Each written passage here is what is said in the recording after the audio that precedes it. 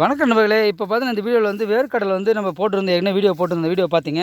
இப்போ வேர்க்கடலாம் பார்த்தீங்கன்னா பூ வச்சு பிஞ்சு இறங்குற டைமுங்க. இந்த புரட்டாசி பிறக்க போகிறதுனால நம்ம வந்து பிஞ்சு இறங்கிடணும். புரட்டாசி முடிகிறதுக்குள்ளே அதாவது 3வது சனி 4வது சனி தழுவு போடும்போது நம்ம மலாட்டை பிடிங்கிடுவோங்க. இப்போ பாருங்கள் இந்த செடியெல்லாம் எந்த அளவுக்கு அற்புதமாக வளர்ந்துருக்குன்னு சொல்லிட்டு இங்கே பாருங்கள் எல்லாமே வந்து சூப்பராக வளர்ந்துருக்குங்களா.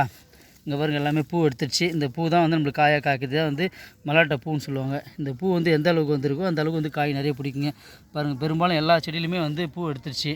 உங்களுக்கு பார்க்கும்போது தெரிஞ்சிருக்கும். இங்கே பாருங்கள் ஒரு செடி விடாமல் எல்லாம் ஜம்முன்னு பூ எடுத்துருக்கு பாருங்கள். இந்த பூ எவ்வளோ அற்புதமாக இருக்குது பாருங்கள். பூ எல்லாமே எடுத்துருச்சு. இப்போ கிட்டத்தட்ட இன்னும் ஒரு 10 நாளில் வந்து பிஞ்சு இறங்கிடுங்க. இப்போ நம்ம வந்து குரங்கு இறங்காமல் பார்த்துக்கணும். அதேமாதிரி வந்து வேறு எதுவும் பூச்சி அடிக்காமல் பார்த்துக்கணும். சப்போஸ் பூச்சி அடிச்சிச்சுன்னா வந்து நம்ம அதுக்கான இயற்கையான உரம் தான் இதெல்லாம் போட போகிறோம். இங்கே பாருங்கள் இந்த செல்லை எவ்வளோ அற்புதமாக எவ்வளோ பூ பூத்துருக்கு பாருங்கள். இவ்வளோ அருமையாக இருக்குது பாருங்கள். இந்த பூ எல்லாமே பார்த்தீங்கன்னா பிஞ்சு வந்து சூப்பராக எடுக்குங்க. கொஞ்சம் லேட்டாக வந்தாலும் நல்லாயிருக்கும். இங்கே பாருங்கள் ஃபுல்லாகவே இது முற்றிலுமாக இயற்கையாக வந்து உருவாக்கப்பட்ட வேர்க்கடலை தாங்க. இங்கே பாருங்கள் மலாட்டை அந்த அளவுக்கு எவ்வளோ தொலைவு இருக்குது பாருங்கள். இது எல்லாமே வந்து உரமே போடாத இயற்கை முறையில் செய்யப்பட்ட வேர்க்கடலை தாங்க இது. கண்டிப்பாக உங்கள் பகுதியில் வேர்க்கடலை எப்படி இருக்குன்னு சொல்லிட்டு நீங்கள் பாருங்கள். இவ்வளோ அற்புதமாக இவ்வளோ அழகாக இருக்குது பாருங்கள் பூலாம் பார்க்குறதுக்கு. மீண்டும் அடுத்த வீடியோவில் சந்திப்பேன் நண்பர்களே.